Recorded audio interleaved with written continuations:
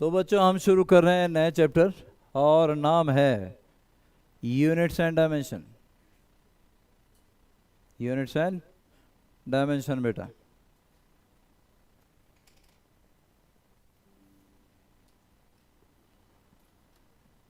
अब units and dimension की पहले थोड़ी इंपॉर्टेंस मैंने थोड़ी सी इंट्रोडक्शन में क्या लास्ट लेक्चर में दे भी दी है, बताया था ना। तो आज पहला दिन है, पहले आया था। बोल cos C plus cos D क्या होता है? गलत तो बोल गया, बोले आया था क्या नाम है? तो पढ़ के क्यों नहीं आता? पढ़ने के लिए कोई और लाना भाई। हाँ बैठो नीचे सर लोग। हम शुरू कर रहे हैं जी यूनिट्स एंड डायमेंशन बेटा।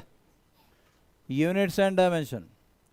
और इस चैप्टर की इंपॉर्टेंस सिर्फ इतनी है कि जिस दुनिया में हमें जीना है उसमें यूनिट्स के सिवा नहीं जिया जा सकता, यूनिट के बिना नहीं जिया जा सकता।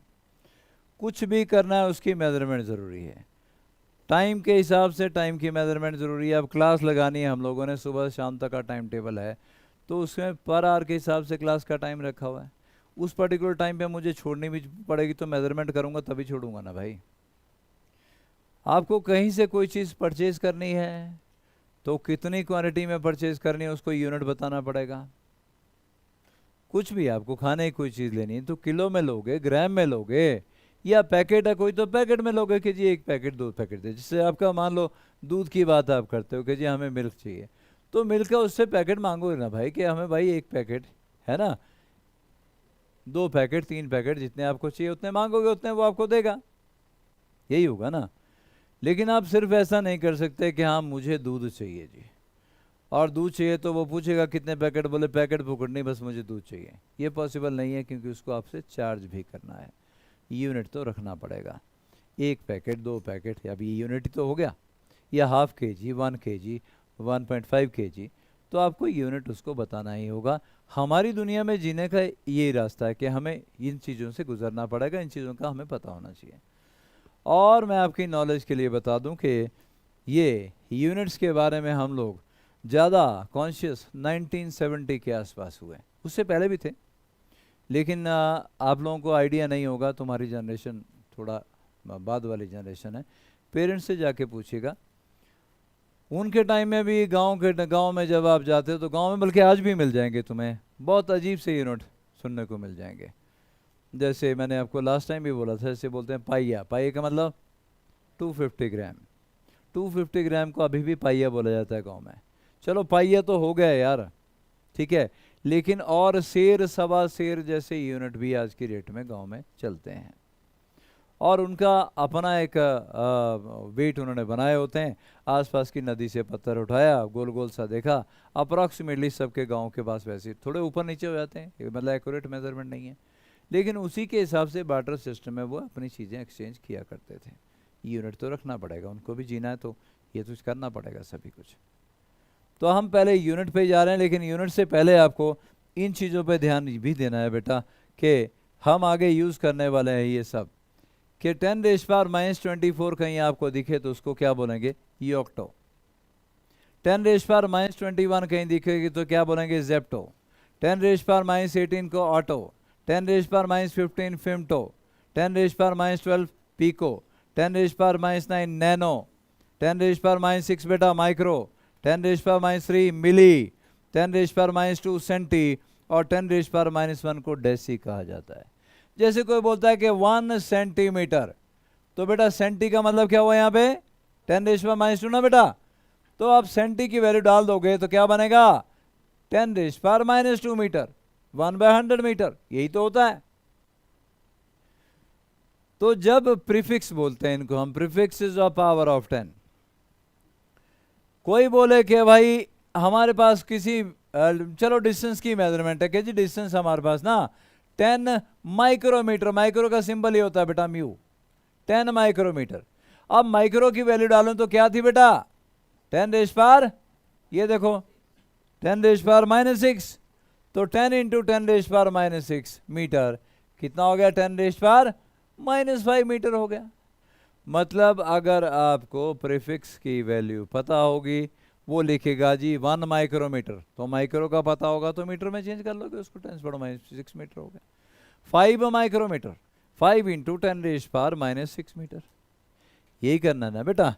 तो ये प्रीफिक्सेस बोलते हैं हम इनको, जो पूरी फिजिक्स में कहीं ना कहीं हम यूज़, बल्कि केमिस्ट्री में भी यूज़ होंगे कई जगह, तो वहाँ आपके काम आएंगे। डायरेक्ट कोई नहीं आपसे पूछने वाला कि माइक्रो का मतलब क्या हुआ, नैनो का मतलब क्या हुआ, पर जब हम फिजिक्स में आगे बढ़ेंगे ना तो वहाँ पे आपको ये टर्म प्रीफिक्सेस यूज़ किए हुए मिलेंगे।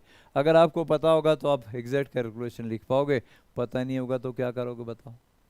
और आपकी नॉलेज के लिए मैं बता दूं कि फिम्टो तक ये चीज़ें आपको मिलेंगी, उसके बाद ये शायद ये ना भी मिले हम आगे, ये डिस्टेंसेस फिम्टो तक की मिलेंगी, फिम्टो, पिको, नैनो, माइक्रो, मिली, सेंटी और डेसी।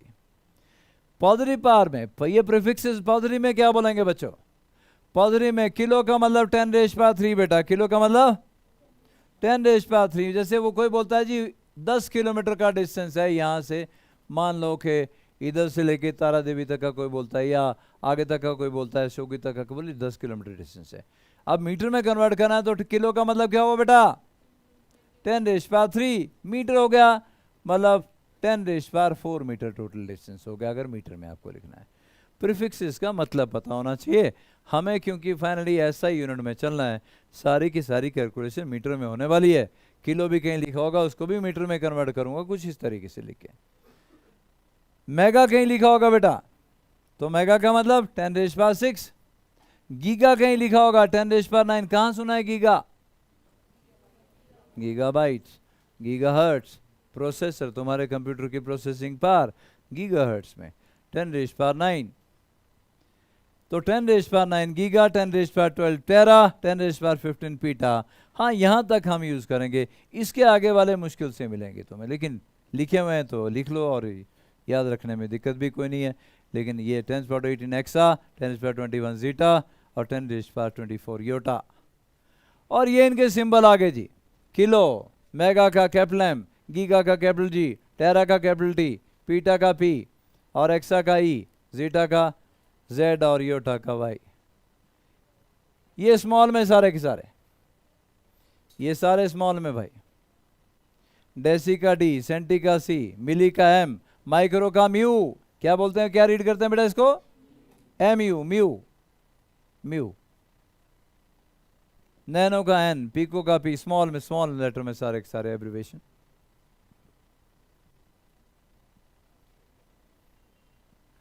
और जो पॉजिटिव वाली है वो कैपिटल लेटर में सारी एब्रिवेशन, के को छोड़ के।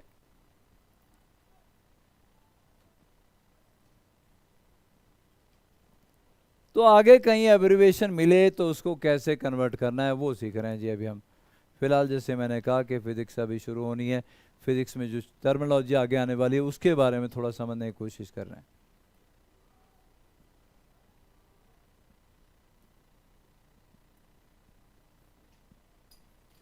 क्या हम आगे चलें जी? नोट कर लिया बच्चों सबने? चलो भाई आगे चलते हैं। इसके बाद हमारे पास आ गई बेटा फिजिकल क्वांटिटी। अब फिजिकल क्वांटिटी किसको बोलते हैं बच्चों? Any quantity which can be measured is known as physical quantity. Any quantity which can be measured is known as physical quantity. किसी को भी क्वांटिटी को अगर हम मेजर कर पा रहे हैं वो फिजिकल क्वांटिटी है। मतलब शायद ऐसी क्वांटिटीज भी हैं जिनको हम मेजर नहीं कर सकते। कौन सी?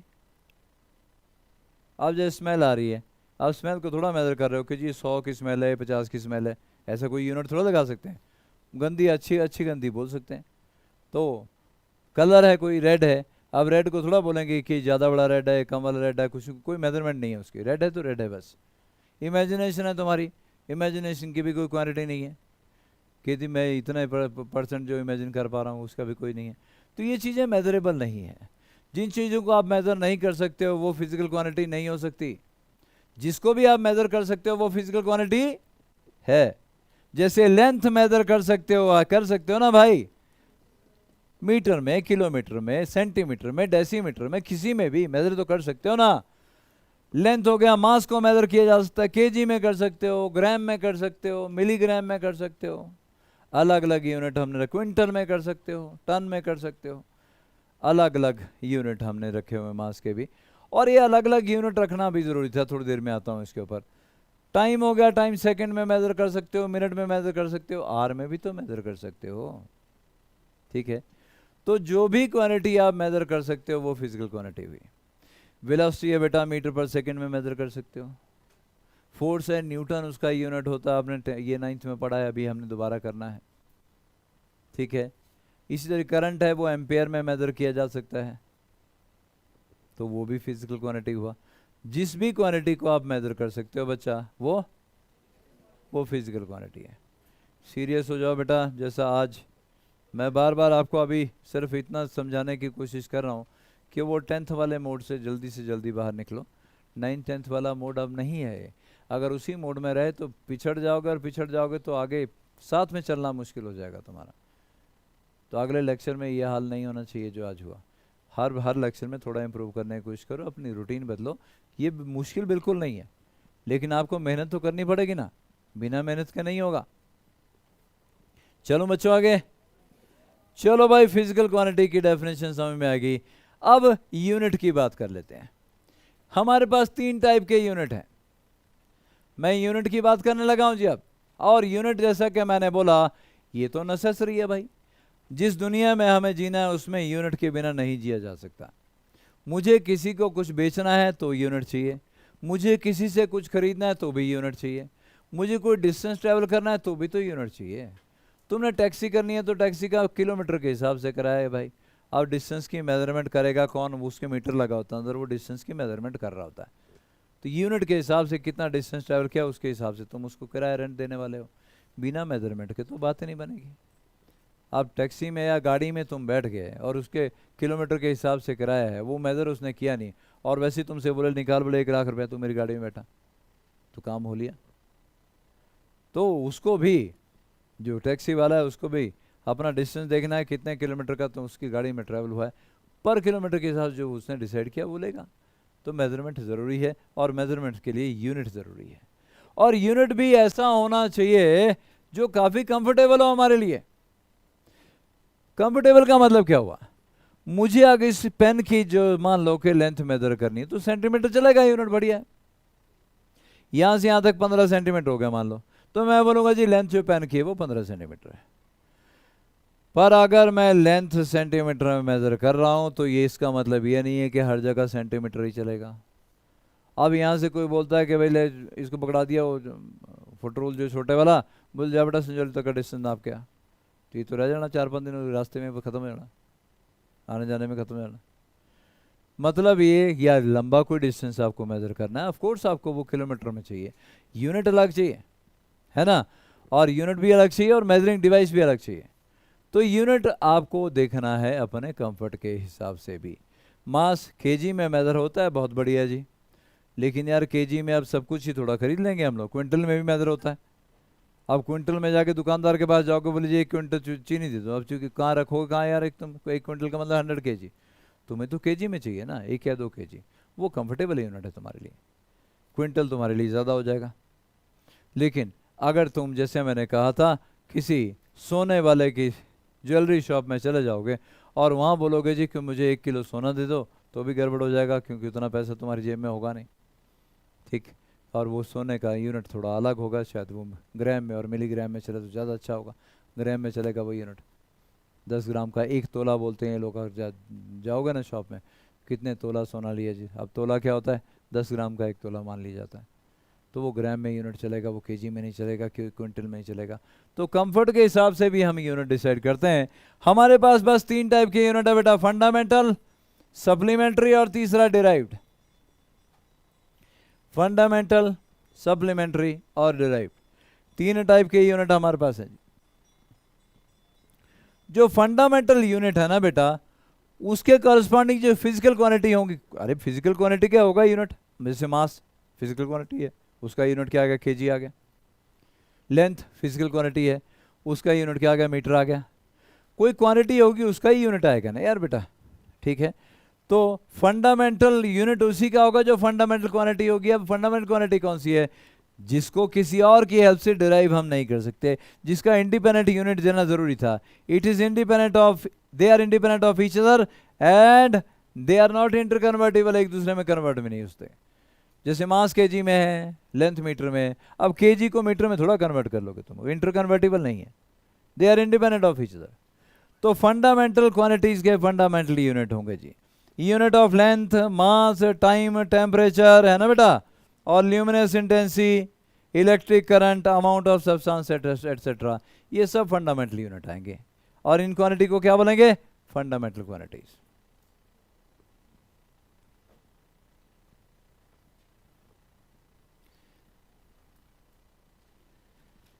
तो मास, लेंथ, टाइम, टेम्परेचर, राइट, और electric current, luminous intensity, amount of substance, 7 हो गए ये 7 फंडामेंटल क्वांटिटीज हैं। और इनके जो यूनिट होंगे उनको क्या बोलेंगे? फंडामेंटल यूनिट बोलेंगे।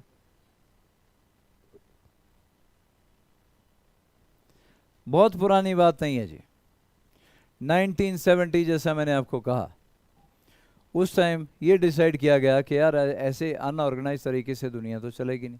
तब इंटरनेट नाम की कोई चीज़ नहीं हुआ करता था। इंटरनेट ने दुनिया को काफ़ी छोटा बना दिया है। फटाफट से हम कोई बुक एक्सचेंज कर सकते हैं, कोई बुक मंगवा सकते हैं बाहर से। उस टाइम मुझे बहुत अच्छे से याद है 90s में, मुझे यहाँ मिल नहीं रही थी कहीं भी, मुझे ये था कि ये रॉबर्ट रेसनिक और डेविड हेरेडी की बुक थी फंडामेंटल फिजिक्स, तो यहाँ पता किया वो कलर्ड एडिशन यहाँ मिल नहीं रहा था। सीडी भी देते थे वो लोग साथ में, कुछ एनिमेशन थी, तो मैं कहा एनिमेशन भी चलो बच्चों को दिखाई जाए, तो वो यहाँ कहीं नहीं मिल रही थी। तो मुझे वो यूएस से मंगवानी पड़ी थी बुक। और यूएस से मंगवाने का मतलब उन दिनों का समझ लो, आपके दोस्त को बोला, दोस्त 6 महीने बाद आना था, उसने खरीद के रखी, 6 महीने बाद बुक पहुँची आके। अब उस टाइम ये भी नहीं था कि आप मंगवा लो, डॉलर में पेमेंट का कोई सिस्टम था नहीं, वो डॉलर में पेमेंट मांगते थे, रुपया कोई लेता नहीं था। तो ये, लेकिन आज की डेट में क्या, आज की डेट में आप सिंपल ऑनलाइन पेमेंट कर सकते हो, और बुक बाहर से मंगवानी चाहे इंडिया से मंगवानी, आपको अवेलेबल हो जाएगी। खैर मैं बात कर रहा हूँ फंडामेंटल क्वांटिटीज़ की। तो फंडामेंटल क्वांटिटीज़ के फंडामेंटल यूनिट और फंडामेंटल क्वांटिटी कौन सी आएगी बेटा? फिर से बोल रहा हूँ, मास और बोलो, लेंथ और बोलो, टाइम और बोलो, बिल्कुल, टेम्परेचर और बोलो, और इलेक्ट्रिक करंट बेटा, करंट आ गया, ल्यूमिनस इंटेंसिटी आ गई, लाइट की है ना, और क्या बेटा, और अमाउंट ऑफ सब्सटेंस, 7 आगे बेटा है, अमाउंट ऑफ सब्सटेंस, ये फंडामेंटल क्वांटिटीज हैं बेटा। और इनके जो यूनिट है उनको क्या बोलेंगे? Fundamental units. दे दिए गए 1970 में 7 फंडामेंटल क्वांटिटीज चूज की गई और उनके यूनिट्स को बोला गया फंडामेंटल यूनिट्स।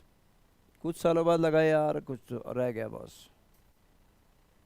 जो कि फंडामेंटल होना चाहिए था, उनको सप्लीमेंट्री बोला गया। फिर जैसे एंगल, प्लेन एंगल और सॉलिड एंगल, अभी बताता हूँ थोड़ी देर में क्या होते हैं। प्लेन एंगल और सॉलिड एंगल दोनों को बता रहा हूँ थोड़ी देर में। तो ये बाद में लगा यार इनके भी अलग से, क्योंकि ये भी किसी के ऊपर डिपेंड नहीं करेंगे, ये भी फंडामेंटल में शामिल होने चाहिए थे, लेकिन फंडामेंटल 7 डिफाइन कर दिए गए थे, तो इनको बोला गया सप्लीमेंट्री। इनके जो यूनिट होंगे उनको क्या बोलेंगे? Fundamental units. और इन क्वांटिटी को क्या बोलेंगे? Fundamental quantities. इनके सिवा 7 और 2 9, इनके सिवा हमारी दुनिया में जितनी भी क्वांटिटीज होंगी उनके यूनिट आ जाएंगे derived unit. Mass, length, time, temperature, current, luminous intensity, amount of substance, angle, solid angle, इन 9 के सिवा दुनिया में कोई भी फिजिकल क्वांटिटी आएगी उसके यूनिट को हम क्या बोलेंगे?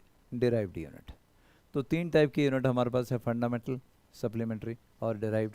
Derived units they can be derived from fundamental units की हेल्प से डिराइव को किया जा सकता है।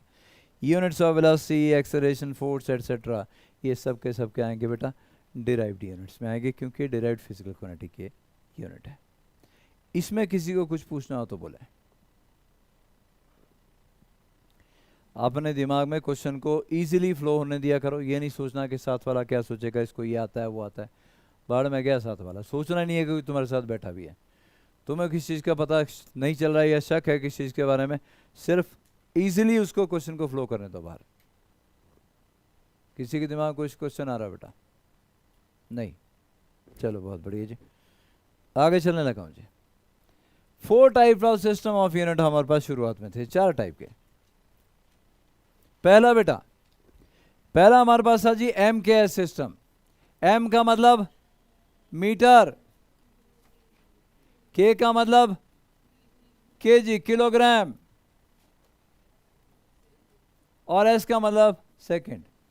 मतलब तीन ही हुई फिर तो फंडामेंटल क्वांटिटीज, मीटर, किलोग्राम और सेकंड, मास, लेंथ और टाइम। हाँ, एमकेएस सिस्टम में तीन फंडामेंटल क्वांटिटी ली गई थी, मीटर, लेंथ, मास, लेंथ और क्या बेटा, मास, लेंथ और टाइम। ये आ गई लेंथ, ये आ गया मास, ये आ गया time. In this system length, mass and time are taken as fundamental quantities. 1970 से पहले खूब चला ये भी। दूसरा सिस्टम था सीजीएस यूनिट। क्या सी का मतलब सेंटीमीटर, जी का मतलब ग्राम और एस का मतलब सेकंड।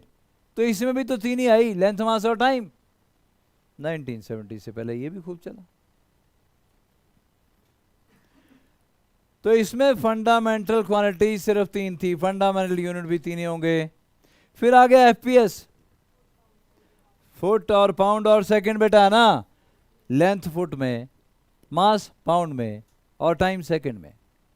मैं आपको बताऊं कि एफपीएस सिस्टम इंग्लैंड में यूज़ होता था और आदत पड़ जाती है तो वो फिर, और हम लोग इंग्लैंड के अंडर रहे हैं, इंग्लैंड का राज रहा है यहाँ पे, हमें भी बहुत फ्रीक्वेंट आदत है। कमरे का साइज़ कोई पूछे तो हम मीटर में नहीं बता पाते अभी भी। 10 फीट बाय 12 फीट का है जी, 15 फीट बाय 20 फीट का है जी, फीट में बोलने की आदत है। तो शुरुआत से जैसे बुजुर्गों को आदत होती है वैसे आगे आगे आगे अगली जनरेशन को आदत पड़ती चली जाती है। ब्रिटिशर के अंडर रहे हैं हम लोग और हम लोगों को भी एफपीएस सिस्टम यूज़ करने की आदत है, लेकिन तीन ही है इसमें भी, लेंथ, मास और टाइम। तो 1970 से पहले ये तीन तीन चलते रहे कि तीन फंडामेंटल क्वांटिटीज और तीन फंडामेंटल यूनिट्स। लेकिन फिर 1970 में दुनिया की सारी कंट्री से साइंटिस्ट लोग जो थे, एक एक बंदा रिप्रेजेंटेटिव लिया गया कुछ कंट्री से, और एक ऑर्गेनाइजेशन बना दी गई कि यार देखो भाई फंडामेंटल क्वांटिटीज होनी कौन सी चाहिए, तीन से गुजारा हो जाता है कि नहीं होता। मतलब फंडामेंटल क्वांटिटीज वही बनेगी जिनकी टर्म में बाकी सारी, चाहे कि 3000 क्वांटिटीज हो, they can be defined in terms of fundamental quantities. अगर हैं तो तीन काफ़ी है। लेकिन अगर ऐसी क्वांटिटी हमने मिलती हैं कि यार तीन के अलावा वो लगता है कि वो तो इनकी टर्म में डिफाइन की नहीं जा सकती, तो वो भी फंडामेंटल होगी फिर। तो ये छोटा मोटा काम नहीं था जी, काफ़ी बड़ा काम था जिसमें सारे साइंटिस्ट लोगों की कई बार मीटिंग हुई। फाइनली डिसाइड किया गया SI system, standard international system. SI system क्या है बेटा, standard international system of units. It was introduced in 1971 by General Conference on Weights and Measures. This system contain 7 fundamental units and 2 supplementary units. जो अभी थोड़ी देर पहले ना पढ़े ना बेटा हमने, 7 फंडामेंटल और 2 सप्लीमेंट्री, वो एसआई सिस्टम है बेटा, 1971 में इंट्रोड्यूस हुआ। अब वो 7 कौन से थे जी, mass, length, time, temperature, electric current, luminescence at amount of substance, और 2 और कौन, प्लेन एंगल और सॉलिड एंगल। ये 7 फंडामेंटल क्वांटिटीज और इनके यूनिट 7 फंडामेंटल यूनिट। अब इसके बाद जो बोला गया साइंटिस्ट लोगों ने कि भाई 7 हो गया, अब क्वांटिटीज हमारे पास 7000 भी होंगी ना, इनकी टर्म में डिफाइन कर पाएंगे हम लोग। ये 7 काफ़ी हैं, 7 के बाद 2 और आगे, 9 हो गए, सप्लीमेंट्री 2 और आगे। बोले भाई बस फंडामेंटल इतने काफ़ी हैं, इनकी टर्म में हम दुनिया की हर फिजिकल क्वांटिटी को डिफाइन कर पाएंगे, उसका यूनिट भी इनकी टर्म में डिराइव कर पाएंगे, और फंडामेंटल क्वांटिटी की टर्म में बाकी डिराइव क्वांटिटी सारी की सारी हम बिल्कुल एक्सप्लेन कर पाएंगे उनको। तो मास, लेंथ और टाइम, ये एमकेएस में क्या था बेटा, किलोग्राम, मीटर और सेकंड। बाद में सीजीएस में, ये सीजीएस का ग्राम, सेंटीमीटर और सेकंड, और एफपीएस में पाउंड, फुट और सेकंड के में। तीन ही थे बस फंडामेंटल, और इन 3 में गुजारा नहीं हो रहा था, और इसी चक्कर में फिर एसआई सिस्टम बनाया गया जिसमें कि पूरी दुनिया के साइंटिस्ट लोग शामिल थे इसमें, और उन लोगों ने जो डिसाइड किया वो ये कि 7 फंडामेंटल क्वांटिटीज होनी चाहिए। लेकिन बाद में कुछ सालों के बाद पता चला यार नहीं, 7 से गुजारा नहीं हो रहा बॉस, 2 और चाहिए, 9 हो गई, उनको सप्लीमेंट्री बोल दिया गया। ये फिज़िक्स, फिर बोल रहा हूँ फिज़िक्स नहीं है, ये सिंपल नॉलेज चल रही है कि हम लोग कैसे इवॉल्व हुए, क्योंकि मेजरमेंट ज़रूरी थी, और मेजरमेंट हर फिजिकल क्वांटिटी की होती है, करने भी चाहिए, उसके बिना गुजारा कहाँ है। अब जैसे बोला गया कि 7 बिल्कुल जायज़ था, ये फेलियर थे ये वाला सिस्टम। अब मास को केजी में मेजर कर ले, चलो हो गया, लेकिन जब करंट की बारी है उसको केजी में थोड़ा बोलेगा यार, केजी में बोलोगे करंट को, बाल्टी लेके जाएगा इलेक्ट्रिसिटी बोर्ड में, बोले जी भाई इसमें 5 किलो करंट डालो, या ल्यूमिनेस इंटेंसिटी लाइट आ रही है। अब लाइट की मेजरमेंट मास, लेंथ और टाइम 3 ही थे। अब इसमें ये थोड़ा बोला कि मेरे को 4 मीटर लाइट दो जी, टाइम की मेजरमेंट की फॉर्म में भी उसकी मेजरमेंट नहीं हो सकती है। उनका यूनिट रखना अलग था, उसको फंडामेंटल में लाना ज़रूरी था, तो हम करंट को भी लाए फंडामेंटल में, और उसका यूनिट क्या रखा गया, एम्पेयर। ठीक है, क्या मैं आगे चलूं बच्चों? चलो भाई आगे बढ़ते हैं हम लोग, और आगे हमारे पास अब है 7 फंडामेंटल फिजिकल क्वांटिटीज। यूनिट आ गए ना पहले, अब यूनिट के कॉरस्पॉन्डिंग फिजिकल क्वांटिटी आ गई बेटा। कौन कौन सी? बार बार बता चुका हूं आपको, mass, length, time, temperature, luminous intensity, electric current and amount of substance. और इनके यूनिट के आगे फंडामेंटल यूनिट बेटा, kilogram, metre, second, kelvin, candela, ampere and mole. क्या ऑब्जर्व कर पा रहे हो कि सबको स्मॉल लेटर से रिप्रेजेंट किया है? पूरा यूनिट जब लिखना है तो स्मॉल लेटर से लिखना है बेटा। Metre small m, second small s, kelvin small k, candela small c, ampere small a. पूरा यूनिट का नाम जब लिखना है तो स्मॉल लेटर से। लेकिन जब सिर्फ अकेला लेटर लिखना, सिंबल जब बनाना ना, किसी साइंटिस्ट के नाम पे होगा तो कैपिटल लेटर से, या तो भाई small, kilogram kg small k, metre small m, time small s. लेकिन केल्विन बेटा साइंटिस्ट का नाम है, और साइंटिस्ट के नाम पे जो यूनिट होगा वो कैपिटल के से, ये आगे कैपिटल के। Candela CD small CD. Ampere बेटा, एम्पियर क्या साइंटिस्ट के नाम पे क्या गया, ए, कैपिटल ए से। तो सिंबल जब लिखने हैं वो साइंटिस्ट के नाम पे जो होंगे, वो सब के सब सिंबल हमने क्या करना है बेटा, कैपिटल लेटर से रिप्रेजेंट करने हैं जी। क्लियर हो गया जी बच्चों जी?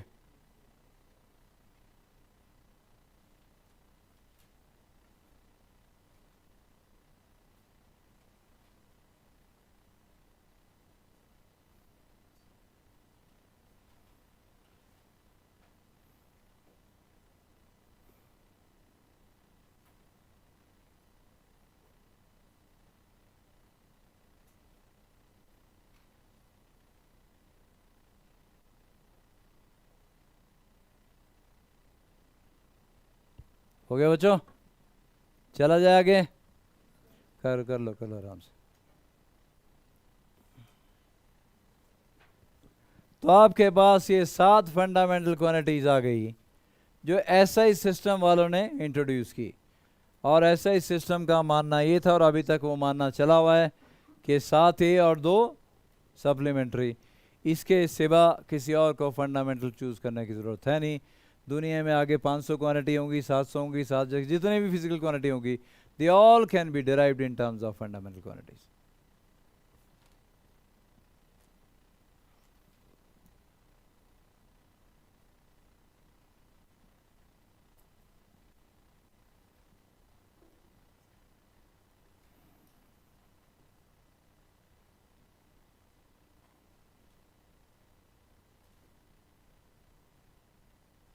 चले बच्चों,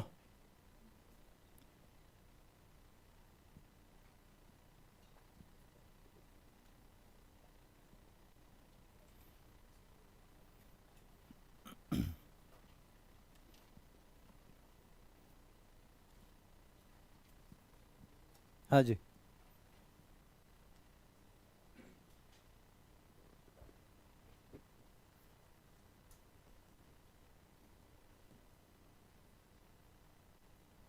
चलो, सप्लीमेंट्री फंडामेंटल सप्लीमेंट्री क्वांटिटीज कौन सी आगे बेटा, प्लेन एंगल और सॉलिड एंगल। भाई अबे प्लेन एंगल और सॉलिड एंगल में क्या फर्क है जरा देखें। प्लेन एंगल 2 लाइनों के बीच में बनता है जी।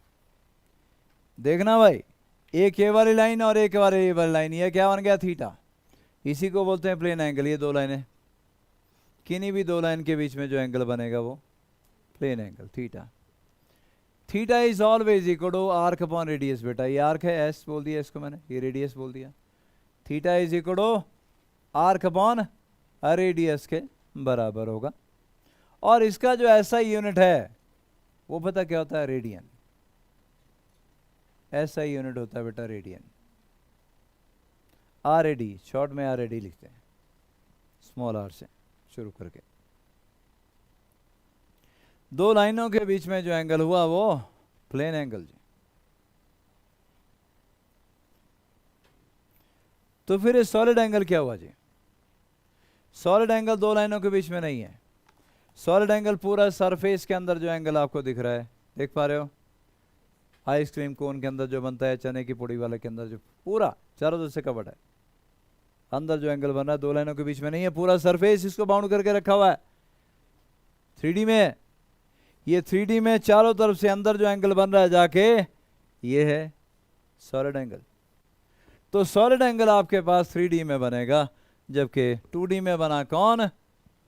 Plane angle. तो भाई सॉलिड एंगल अगर मैं लिखूं यहाँ पे, इसको हटाऊं थोड़ी देर के लिए और यहाँ शो करूं मैं सॉलिड एंगल,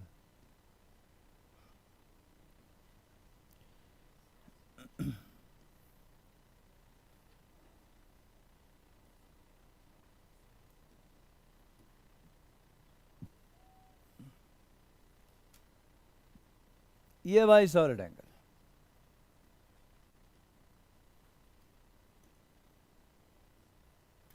दिखाई दे रहा जी, चारों तरफ से कवर्ड है। ये इसको, इस लेटर को क्या बोलते हैं बेटा? ओमेगा। क्या? Omega, OMEGA। इस लेटर को क्या बोलते हैं? ये भी ओमेगा ही है बेटा। और ये रेजिस्टेंस का सिंबल हुआ करता था। जैसे इंग्लिश में हमारे पास स्मॉल ए और कैपिटल ए दो लेटर है ना बेटा, वैसे ही लैटिन और ग्रीक में भी तो स्मॉल और कैपिटल में होंगे ना। पर उनकी ज़रूरत क्यों पड़ी? फिजिक्स में बहुत सारी फिजिकल क्वांटिटीज़ हैं और सबके सिंबल बनाने पड़ेंगे। सिंबल तो बनाएं, लेकिन लेटर तो इंग्लिश के हमारे पास 26 ही हैं। फिजिकल क्वांटिटी बहुत है, वो लेटर कम पड़ जाते हैं। फिर हम क्या करते हैं, लेटर, ग्रीक लेटर भी उठाते हैं, है ना, लैटिन वर्ड भी उठाते हैं और उनके सिंबल बना देते हैं। तो ओमेगा, ये भी ओमेगा है बेटा, ये भी ओमेगा है। इसको ओम, रेजिस्टेंस का सिंबल ये बना दिए था हमने, ओम, है ना। ओमेगा ही बोलते हैं इसको भी, बड़ा ओमेगा, और ये छोटा ओमेगा। और डी ओमेगा, डी ओमेगा का मतलब डिफरेंशिएट, मतलब स्मॉल क्वांटिटी। जैसे आप लिखते हैं ना डीएक्स, डीएक्स का मतलब small change, D by D x करें तो वो डिफरेंशिएशन आ गया। तो डी ओमेगा मतलब स्मॉल एंगल। और स्मॉल एंगल वो किसके बराबर आएगा? ध्यान से सुनिएगा।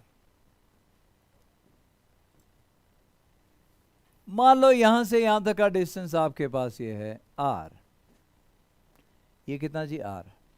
और ये वाला जो एरिया है ना बेटा, ये वाला एरिया आपके पास है डी ए, कितना जी?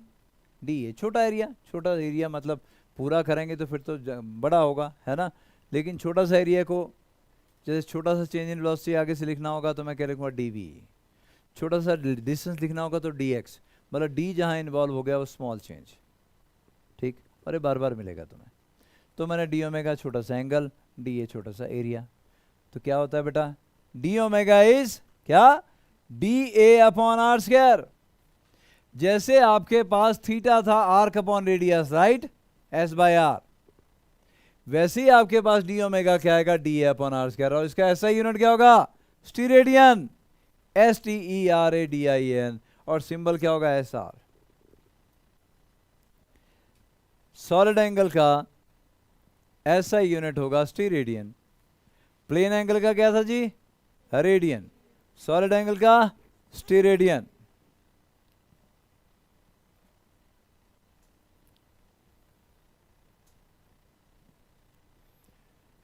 तो D A upon R square, बस इतना काफ़ी है। ये बाद में बताता हूँ आपको, क्योंकि इंटीग्रेशन अभी आपने शुरू ही किया तो मैं अभी झमेले में नहीं डालूंगा आपको इसमें।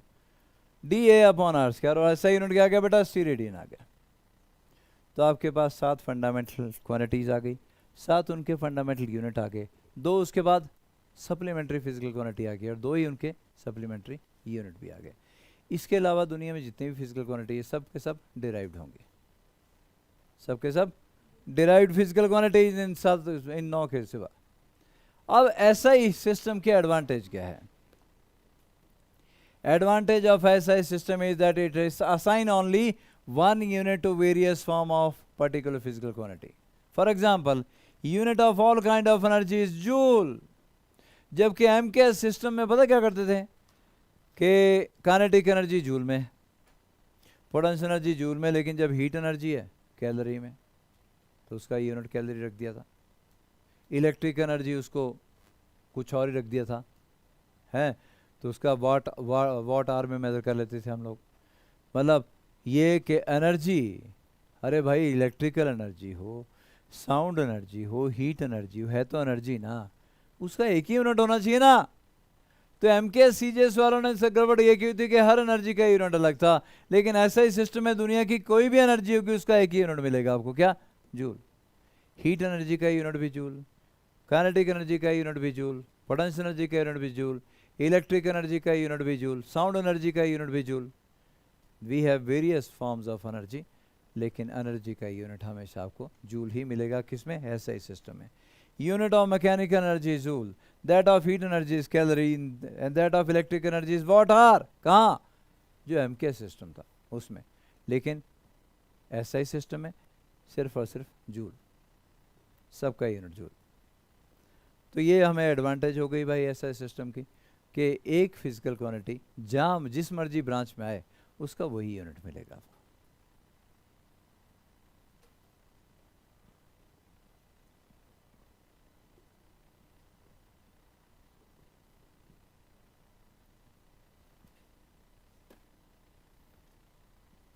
चला जाए बच्चों आगे।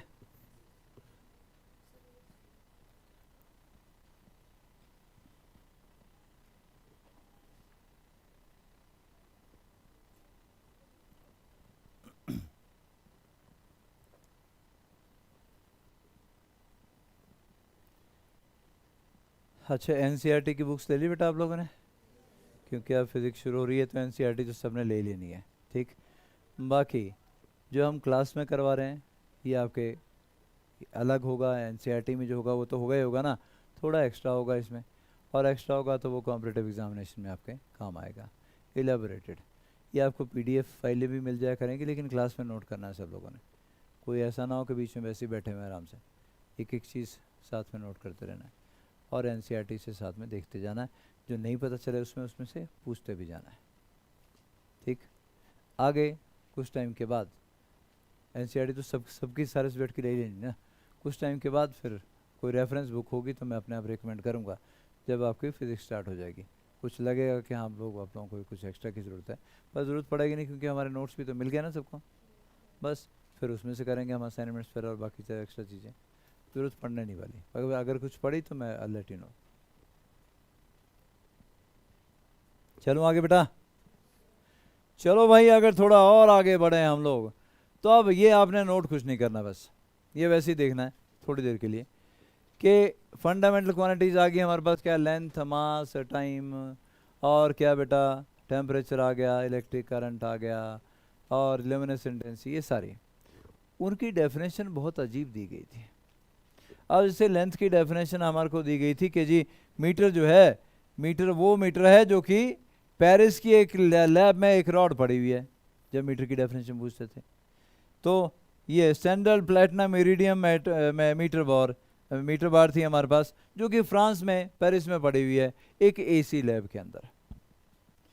अब वो एक कोई डेफिनेशन नहीं बनी, क्योंकि अगर हम कंफर्म करना चाहें यार, या बनाना ही चाहें क्या 1 मीटर यार प्रोटोटाइप हमें चाहिए, तैयार करना चाहें प्रोटोटाइप, हम गवर्नमेंट तो करती, खैर गवर्नमेंट तैयार किए भी हैं और सारे जो शॉप्स हैं उनको प्रोवाइड किए भी हैं, लेकिन हम में से तुम में से कोई चाहे कि यार कंफर्म करना था तो पेरिस थोड़ा जाएंगे यार देखने के लिए। तो ये मीटर की डेफिनेशन वही देता है कि जी मीटर जो है प्लेटिनम इरिडियम की एक बार है, जो कि फ्रांस में जो है एक एसी लैब में पड़ी हुई है, वो मीटर है जी। अब ये तो कोई बहुत बढ़िया डेफिनेशन नहीं हुई, कुछ ऐसी डेफिनेशन चाहिए थी जो कि हम अपनी कंट्री में भी वेरीफाई कर सकें, ठीक। और एक बार तो मीटर की ऐसी डेफिनेशन दे दी गई थी, मैंने बताया था शायद आपको, कि नॉर्थ पोल से आपको चलना है और इक्वेटर तक जाना है, पिछले लेक्चर में बताया था मैंने आपको, और बीच में कनाडा ज़रूर आना चाहिए, लेकिन कनाडा का भी वो दिया हुआ है लैटिट्यूड लॉन्गिट्यूड, उसी प्लेस से जाना है। तो बंदा अगर कंफर्म करने के लिए चला भी, चलो यार नाप ही लेते हैं मीटर कितना का होता है, बोले वो सारा डिस्टेंस मेजर करो डिवाइड बाय सर्टेन नंबर, ये 1 मीटर बनेगा। अरे यार ये कोई डेफिनेशन हुई यार, मतलब बंदा कंफर्म करना था पहले नॉर्थ पोल पे जाए, फिर वहाँ से आधी ज़िंदगी लगा ले इक्वेटर तक पहुँचने के लिए, फिर बाद में पता चला अच्छा वो कनाडा तो है नहीं बीच में, बोला अच्छा दोबारा करके आता हूँ, ठहर जा मजाक समझा तो मीटर को। तो कोई डेफिनेशन और होनी चाहिए थी, लेकिन उसकी बात हम बाद में करेंगे। मैं आपको बता दूं कि distance from the earth to the most remote known quasar, ये लार्जेस्ट डिस्टेंस आज तक जो नोन है हमें जो पता है, इससे भी बड़े बड़े डिस्टेंस है।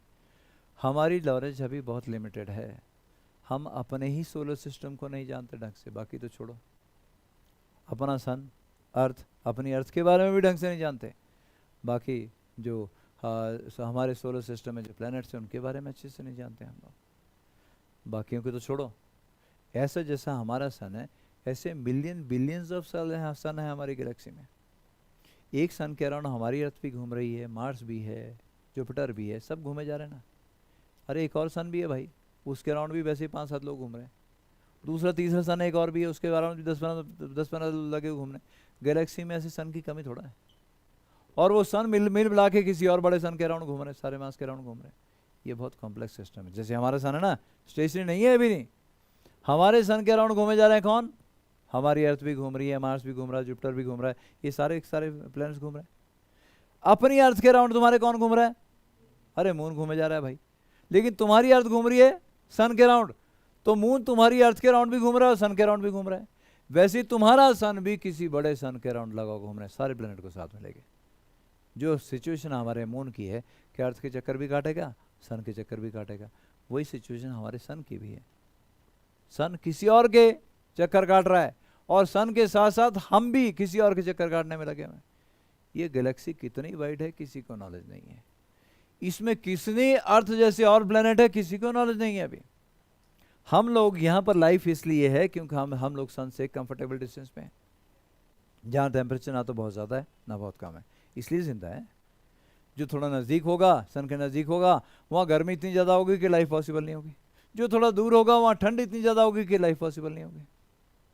तो हम फॉर्चुनेट है कि हम अर्थ सन से एक कंफर्टेबल डिस्टेंस पे हैं, जहाँ टेम्परेचर हमारी जिंदा रहने के लिए सफिशिएंट है। अरे भाई ऐसे मिलियन बिलियन ऑफ सन और हैं, वहाँ भी तो कंफर्टेबल डिस्टेंस पे कोई प्लैनेट होगा, वहाँ भी तो लाइफ होगी, वहाँ भी ऐसे लोग तुम्हारी तरफ फिजिक्स पढ़ रहे होंगे, होगा, नॉलेज एक्वायर कर रहे होंगे, वहाँ भी लोग ये सोच रहे होंगे कि यार अगला कोई इनोवेशन कौन सी की जाए। हो सकता है साइंस उनकी हमसे कहीं ज़्यादा एडवांस हो सकता है साइंस उनके हमसे ज़्यादा वो डफर रहे हो, और साइंस उनके हमसे ज़्यादा हमसे काफ़ी कम रही। और जब हम यूएफओ की बात करते हैं तो इसी पे शक रहता है कि जैसे हम अपने मिशन भेजते रहते हैं, मार्स पे भेजे हमने मिशन, नासा ने भेजे, इंडिया ने भेजता वो फेल हो गया, नासा ने भेजे हैं और वहाँ एक्सप्लोर कर रहे हैं कि क्या क्या चीज़ें हो सकती हैं। जैसे हम मिशन भेजते हैं वैसे कोई हमसे ज़्यादा डेवलप कोई दूसरे सन वाला यहाँ भी मिशन भेज सकता है। तो यूएफओ की एक पॉसिबिलिटी हमेशा रहती है, वो कोई इमेजिनेशन नहीं है। एक तो कुछ ऐसा भी बोलते हैं, हो सकता है कि गप भी मारते हो कि यूएस में, पर यूएस में क्यों जाएंगे भाई, वो सारे के सारे एलियन इधर भी आते हैं। तो उनका एरिया 21 नाम से एक जगह है, ये 51 है, 21 है 51, तो ऐसा बोलते हैं, अब पता नहीं है कि नहीं है। तो वो बिल्कुल सीक्रेट एरिया, और वहाँ पे उन्होंने एलियन कैद करके रखे हुए हैं और उनके ऊपर रिसर्च वगैरह भी कर रहे हैं। पर हो सकता है, हो सकता ना भी हो सकता है, क्या पता क्या है क्या नहीं। लेकिन एलियन भी एक रियलिटी हो सकता है। जैसे हम लोग इस प्लेनेट पे लाइफ लेके बैठे हैं, वैसे ऐसे बहुत सारे प्लेनेट हमारी गैलेक्सी में हैं जहाँ पे लाइफ हो सकती है, जहाँ पे साइंस हमसे ज़्यादा एडवांस हो सकती है। चलिए आज हम यही कर रहे हैं बेटा, नेक्स्ट टाइम हम डायमेंशंस करेंगे जो कि दूसरी क्लास में आप कर चुके हो, है ना। और लविंदर सर कहाँ तक पहुँचे? लविंदर सर ने क्या करवाया बेटा? ये डायमेंशन मेरा नहीं किया, हो गया? हो गया ना। अब मैं थोड़ी नेक्स्ट टाइम के लिए वो डायमेंशन में कराऊंगा, याद करके आना है सबने डायमेंशन, ठीक है बेटा।